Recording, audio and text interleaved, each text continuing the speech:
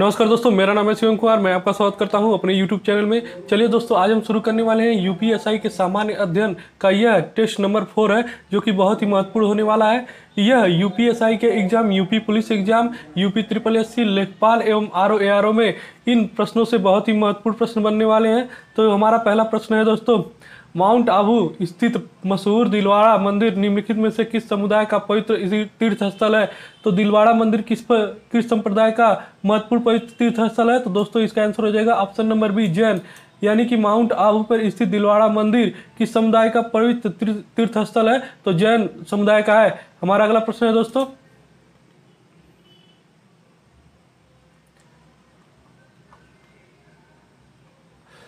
सन 1540 में कन्नौज की लड़ाई शेर शाह और खालिस्तान के बीच लड़ी गई थी।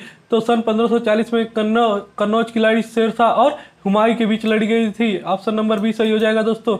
1540 में शेर शाह और हुमायूं के बीच कन्नौज की लड़ाई लड़ी गई थी। हमारा अगला प्रश्न है दोस्तों, भारतीय स्वतंत्रता संग्राम में करो या मरो का नारा किस आंदोलन से जुड़ा हुआ है? तो करो या मरो का आंदोलन किस नारा से जुड़ा हुआ है दोस्तों? तो ऑप्शन नंबर डी, भारत छोड़ो आंदोलन से जुड़ा हुआ है, जो कि महात्मा गांधी ने दिया था। हमारा अगला प्रश्न है दोस्तों, भारतीय संविधान खालिस्तान को अस्तित्व में आया। तो भारतीय संविधान कब अस्तित्व में आया? तो यह 26 जनवरी सन 1950 को अस्तित्व में आया। जबकि भारतीय संविधान कब बन के तैयार हुआ? तो यह 26 नवंबर सन 1949 को बन के तैयार हुआ। हमारा अगला प्रश्न है दोस्तों, कि संविधान को किसने बनाया? तो संविधान को संविधान सभा ने बनाया। हमारा अगला प्रश्न है दोस्तों, भारतीय संविधान का अनुच्छेद 48 पर्यावरण का संरक्षण और सुधार एवं वन और वन्य जीव की सुरक्षा किससे संबंधित है? तो दोस्तों इसका आंसर हो जाएगा ऑप्शन नंबर डी। किससे संबंधित है दोस्तों? तो राज्य निर्देशक तत्व से संबंधित है, जो कि भाग 4 में दिया हुआ है। भारतीय संविधान का अनुच्छेद 48 पर्यावरण संरक्षण सुधार एवं वन्य जीव की सुरक्षा किससे संबंधित है? तो राज्य नीति निर्देशक सिद्धांत से संबंधित है। हमारा अगला प्रश्न है दोस्तों,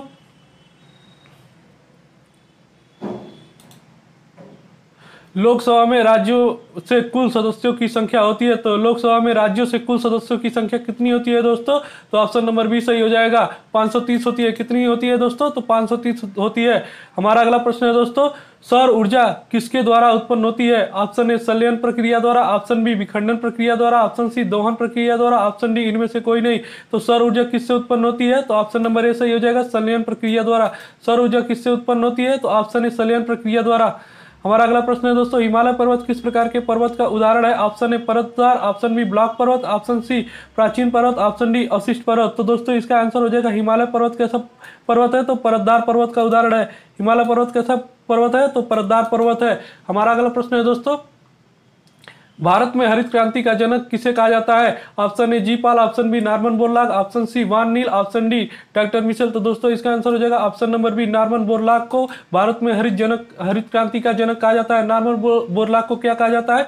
भारत में हरित क्रांति का जनक कहा जाता है। हमारा अगला प्रश्न है दोस्तों, भारत में सर्वाधिक लंबा प्लेटफॉर्म यहाँ पर है, कहाँ पे है दोस्तों? तो भारत में सर्वाधिक लंबा प्लेटफॉर्म कहाँ पे है? तो दोस्तों गोरखपुर में है। इसके पहले कहाँ था दोस्तों? तो खड़गपुर पश्चिम बंगाल में था। हमारा अगला प्रश्न है दोस्तों, भारतीय रिजर्व बैंक का लेखा वर्ष किस महीने में होता है? तो भारतीय रिजर्व बैंक का लेखा वर्ष जुलाई से जून माह में होता है। किस महीने में होता है दोस्तों? तो जुलाई से जून माह में होता है, यानी कि ऑप्शन नंबर बी सही हो जाएगा। हमारा अगला प्रश्न है दोस्तों, निम्नलिखित राज्यों में से साक्षरता दर किस राज्य में सबसे अधिक है? तो दोस्तों निम्नलिखित में से राज्यों में साक्षरता दर किस राज्य में सबसे अधिक है? Option A Orissa, option B Punjab, option C Maharashtra, option D Mizoram. तो दोस्तों इसका आंसर हो जाएगा ऑप्शन नंबर डी, मिजोरम में है, जो कि ऑप्शन से क्या है? मिजोरम है। लेकिन यदि यह पूछे कि भारत में सबसे अधिक साक्षरता दर वाला राज्य कौन सा है, तो वह केरल राज्य है। जबकि ऑप्शन के अनुसार यानी कि निम्नलिखित राज्यों में से पूछा है, इसलिए यहाँ पे क्या आंसर सही हो जाएगा? ऑप्शन नंबर डी, मिजोरम राज्य हो जाएगा। हमारा अगला प्रश्न है दोस्तों, निम्नलिखित में से कौन सी एक सदिश राशि नहीं है? ऑप्शन ए कार्य क्या अदिश राशि है? दोस्तों यही सही हो जाएगा, ऑप्शन नंबर ए सही हो जाएगा। कार्य क्या है? अदिश राशि है। जबकि बल, वेग और विस्थापन क्या है? यह सदिश राशि है। ऑप्शन नंबर ए सही हो जाएगा कि कार्य क्या है? एक सदिश राशि नहीं है। हमारा अगला प्रश्न है दोस्तों, बिजली के बल्ब का फिलामेंट खाली स्थान से बना होता है। Option A magnesium, option B lead, option C tin, option D tungsten. तो दोस्तों इसका आंसर हो जाएगा ऑप्शन नंबर डी, टंगस्टन। बिजली के बल्ब का फिलामेंट किससे बना होता है? तो टंगस्टन से बना होता है। हमारा अगला प्रश्न है दोस्तों, हाइड्रोजन की परमाणु संख्या कितनी होती है खाली स्थान? तो हाइड्रोजन की परमाणु संख्या 1 होती है, सबको पता है दोस्तों। ऑप्शन नंबर डी सही हो जाएगा। हमारा अगला प्रश्न है दोस्तों, कोशिका सिद्धांत का प्रस्ताव देने वाले वैज्ञानिक का नाम बताइए। तो कोशिका सिद्धांत का प्रस्ताव देने वाले वैज्ञानिक का नाम ऑप्शन नंबर ए क्या है? स्लाइडेन और स्वान। तो ये दोस्तों यही सही हो जाएगा, यानी कि ऑप्शन नंबर ए सही हो जाएगा। कोशिका सिद्धांत का प्रस्ताव किसने दिया था? तो स्लाइडेन और स्वान ने दिया था। दोस्तों मैं एक प्रश्न को बार बार रिपीट इसलिए करता हूं कि आपके दिमाग में यह प्रश्न छप जाए और यह आपको ज़्यादा समय तक याद रहे। साथ साथ में हमें भी हमारे परीक्षा के एग्जाम में यह बहुत ही महत्वपूर्ण प्रश्न लगते हैं, इसलिए इन्हें आपको बार बार मैं दोहराया करता हूं। यदि आपको यह वीडियो अच्छी लग रही है दोस्तों तो इसे लाइक और शेयर जरूर करें दोस्तों। हमारा अगला प्रश्न है दोस्तों, प्रकाश संश्लेषण वनस्पति कोशिका में स्थित खाली स्थान में होता है। प्रकाश संश्लेषण वनस्पति कोशिका में खाली स्थान किस में होता है दोस्तों? तो क्लोरोप्लास्ट में होता है। ऑप्शन नंबर बी सही हो जाएगा। 57 का क्या हो जाएगा? ऑप्शन नंबर बी सही हो जाएगा। जबकि राइबोसोम, न्यूक्लियस और माइटोकॉन्ड्रिया इस प्रश्न के क्या है? गलत ऑप्शन है। और इसका सही क्या हो जाएगा? प्रकाश संश्लेषण वनस्पति कोशिका में क्लोरोप्लास्ट में स्थित होता है। हमारा अगला प्रश्न है दोस्तों, कंप्यूटर माउस का आविष्कार किसने किया था? तो कंप्यूटर माउस का आविष्कार किसने किया था? Option A Jean Dolgo, option B Brendan Eich, option C Douglas Engelbart, option D Frederick Faggin. तो इसका आंसर हो जाएगा option number C Douglas Engelbart. Computer mouse का आविष्कार किसने किया था? डगलस एंजलबर्ट ने। जबकि कंप्यूटर का आविष्कार किसने किया था? तो चार्ल्स बेबेज ने किया था। हमारा अगला, जिन्हें कंप्यूटर आविष्कार का जनक भी कहा जाता है, कंप्यूटर का जनक किसे कहा जाता है? तो चार्ल्स बेबेज को कहा जाता है। और कंप्यूटर माउस का आविष्कार किसने किया? तो डगलस एंजलबर्ट ने किया था। एक आईपी एड्रेस में कितने बिट्स होते हैं? तो एक आईपी एड्रेस में कितने बिट्स होते हैं? Option A 24 bit, option B 32 bit, option C 128 bit, option D 256 bits. Option number B सही हो जाएगा दोस्तों। एक आईपी एड्रेस में कितने बिट्स होते हैं? तो 32 बिट होते हैं। हमारा अगला प्रश्न है दोस्तों, सुंदरवन टाइगर रिजर्व किस राज्य में स्थित है? सुंदरवन टाइगर रिजर्व किस राज्य में स्थित है? Option A Odisha, option B Andhra Pradesh, option C Assam, option D Paschim Bangal. तो सुंदरवन टाइगर रिजर्व कहाँ पे स्थित है? तो ऑप्शन नंबर डी सही हो जाएगा, पश्चिम बंगाल। पश्चिम बंगाल में कौन सा टाइगर रिजर्व है? तो सुंदरवन टाइगर रिजर्व है। जबकि सुंदरवन टाइगर रिजर्व कहाँ स्थित है? तो पश्चिम बंगाल में स्थित है। हमारा अगला प्रश्न है दोस्तों, गरबा खाली स्थान का लोक नृत्य है। तो गरबा कहाँ का लोक नृत्य है? सभी को पता होगा। गरबा और डांडिया कहाँ का लोक नृत्य है? तो गुजरात का है। ऑप्शन नंबर सी सही हो जाएगा। गुजरात का मुख्य नृत्य कौन कौन से है? तो डांडिया और गरबा है। ऑप्शन नंबर सी सही हो जाएगा। हमारा अगला प्रश्न है दोस्तों, अंतर्राष्ट्रीय महिला हिंसा उन्मूलन दिवस कब मनाया जाता है? तो अंतर्राष्ट्रीय महिला हिंसा उन्मूलन दिवस 25 नवंबर को मनाया जाता है। ऑप्शन नंबर सी सही हो जाएगा। अंतर्राष्ट्रीय महिला हिंसा उन्मूलन दिवस कब मनाया जाता है? तो 25 नवंबर को मनाया जाता है। हमारा अगला प्रश्न है दोस्तों, Uttar Pradesh arm constabulary act किस वर्ष पारित किया गया था? Option A 1948, option B 1950, option C 1952, option D 1945। तो दोस्तों इसका आंसर हो जाएगा 63 का ऑप्शन क्या हो जाएगा दोस्तों? ऑप्शन नंबर ए सही हो जाएगा, 1948। उत्तर प्रदेश आर्म कांस्टेबलरी एक्ट किस वर्ष पारित किया गया था? तो 1948 में पारित किया गया था। उत्तर प्रदेश में आर्म कांस्टेबलरी एक्ट किस वर्ष पारित किया गया था? तो 1948 में किया गया था। हमारा अगला प्रश्न है दोस्तों, प्रसिद्ध शास्त्रीय गायक भीमसेन जोशी संबंधित है। ऑप्शन ए बनारस घराने से, ऑप्शन बी किराना घराने से, ऑप्शन सी लखनऊ घराने से, ऑप्शन डी रामपुर घराने से। तो दोस्तों 64 का आंसर क्या हो जाएगा? ऑप्शन नंबर बी किराना घराने से संबंधित है। प्रसिद्ध शास्त्रीय गायक भीमसेन जोशी किससे संबंधित है? तो किराना घराना से संबंधित है। प्रसिद्ध शास्त्रीय गायक भीमसेन जोशी किससे संबंधित है? ऑप्शन बी किराना घराना से संबंधित है। हमारा अगला प्रश्न है दोस्तों, निम्नलिखित में से किस फसल के उत्पादन में उत्तर प्रदेश देश में प्रथम स्थान पर नहीं है? ऑप्शन ए गेहूं, ऑप्शन बी आलू, ऑप्शन सी गन्ना, ऑप्शन डी चावल। तो गेहूं में उत्तर प्रदेश प्रथम स्थान पे है, आलू में भी है और गन्ना में भी है, जबकि चावल में नहीं है। चावल में पश्चिम बंगाल है, यानी कि ऑप्शन नंबर डी सही हो जाएगा। उत्तर प्रदेश किस फसल उत्पादन में प्रथम स्थान पे नहीं है? तो चावल में नहीं है दोस्तों, जबकि गेहूं, गन्ना और आलू में उत्तर प्रदेश प्रथम स्थान पे है। हमारा अगला प्रश्न है दोस्तों, भारतीय दंड संहिता की धारा 405, 409 किस विषय से संबंधित है? तो भारतीय दंड संहिता की धारा 405 से 409 आपराधिक न्यास भंग से संबंधित है। किससे संबंधित है दोस्तों? तो आपराधिक न्यास भंग से संबंधित है। 405 से 409 किस विषय से संबंधित है? आपराधिक न्यास भंग से संबंधित है। आपराधिक न्यास भंग किस धारा से संबंधित है? तो 405 से 409 धारा से संबंधित है। हमारा अगला प्रश्न है दोस्तों, भारतीय दंड संहिता का कौन सा अध्याय वातावरण को स्वास्थ्य के लिए हानिकारक बनाने के लिए जुर्माने से संबंधित है? तो ऑप्शन ए अध्याय 14, ऑप्शन नंबर बी अध्याय अध्याय 24 ऑप्शन सी, अध्याय 27 ऑप्शन डी, अध्याय 16। तो दोस्तों इसका आंसर हो जाएगा ऑप्शन नंबर ए, अध्याय 14 में है।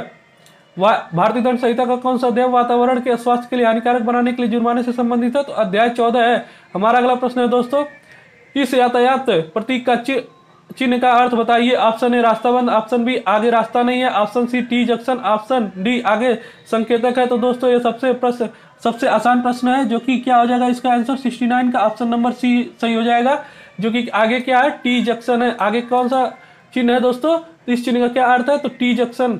हमारा अगला प्रश्न है दोस्तों, सूचना का अधिकार ITI अधिनियम के तहत किस लोक सूचना अधिकारी से सूचना न मिलने पर कितने दिनों के भीतर एक सूचना प्रार्थी प्रथम अपीली प्राधिकार के पास अपनी अपील दर्ज करा सकता है? तो दोस्तों इसका आंसर हो जाएगा ऑप्शन नंबर ए, 30 दिन के अंदर। कितने दिन के अंदर दोस्तों? तो 30 दिन के अंदर सूचना का अधिकार के तहत आप अपीली दर्ज करा सकते हैं। हमारा अगला प्रश्न है दोस्तों, जनहित याचिका की जननी कहा जाता है जिन्होंने अदालतों में 100 से अधिक जनहित याचिका दायर की, जिन्हें प्रमुख है प्रख्यात भागलपुर अंकफड़वा कांड तथा विचाराधीन कैदी मामला। तो option A Dilly Thomas, option B Indira Jaising, option C Pushpa Kapila Hingorani, option D Hussainara Khatoon. तो दोस्तों इसका आंसर हो जाएगा option number C, Pushpa Kapila Hingorani. कौन हो जाएगा दोस्तों? पुष्पा कपिला हिंगोरानी हो जाएगा। कौन हो जाएगा दोस्तों? पुष्पा कपिला हिंगोरानी हो जाएगा, जिन्हें जनहित याचिका की जननी कहा जाता है, जिन्होंने 100 से अधिक जनहित याचिका को दायर किया था। तो किसने किया था? पुष्पा कपिला हिंगोरानी ने। हमारा अगला प्रश्न है दोस्तों, किस न्यायिक मामले में उच्चतम न्यायालय ने यह माना कि पहली शादी के रहते हुए भी दूसरी शादी करना एक दंडनीय अपराध है, हालांकि इससे दूसरी शादी अमान्य नहीं होगी? तो यहाँ दोस्तों अगर दूसरी शादी करते हैं तो वो अमान्य मानी जाती है, लेकिन इस वाद में बताया गया कि दूसरी शादी अगर की जा रही है तो अमान्य नहीं होगी। तो ये कौन सा मामला था दोस्तों? तो 72 का ऑप्शन क्या है? ऑप्शन नंबर ए सरला मुद्दल बनाम भारत संघ, ऑप्शन बी PA इनामदार बनाम महाराष्ट्र राज्य, ऑप्शन सी मध्य प्रदेश बनाम मदन लाल। तो दोस्तों 72 का ऑप्शन नंबर हो जाएगा ऑप्शन नंबर ए सरला मुद्दल बनाम भारत संघ में यह कहा गया कि यदि कोई व्यक्ति दूसरी शादी करता है तो दूसरी शादी अमान्य नहीं होगी। द्विविवाह किस धारा से संबंधित है दोस्तों? तो द्विविवाह धारा 494 से संबंधित है। द्विविवाह किससे संबंधित है? तो धारा 494 से। और सुप्रीम कोर्ट के किस वाद में कहा गया कि यदि कोई व्यक्ति दूसरी शादी करता है तो दूसरी शादी अमान्य नहीं होगी? तो सरला मुद्दल बनाम भारत संघ वाले वाद में कहा है। हमारा अगला प्रश्न है दोस्तों, संविधान के अनुसार निम्न में से कौन सा लोक सेवकों के संबंध में सच है? ऑप्शन नंबर कूट क्या है? पी अनुच्छेद 309 भर्ती और सेवा शर्तों को नियमित करने के लिए संसद को अधिकार देता है। तो ये दोस्तों पी सही है। और क्यू क्या है दोस्तों? कि अनुच्छेद 311 कहता है कि अखिल भारतीय सेवा को कोई भी सदस्य नियुक्ति करने वाले अधिकारी किसी भी अधीनस्थ अधिकारी द्वारा हटाया या निकाला नहीं जा सकता। दोस्तों यह भी सही है, यानी कि हमारा पी और क्यू दोनों सही हो जाएगा, इसलिए ऑप्शन नंबर डी सही हो जाएगा।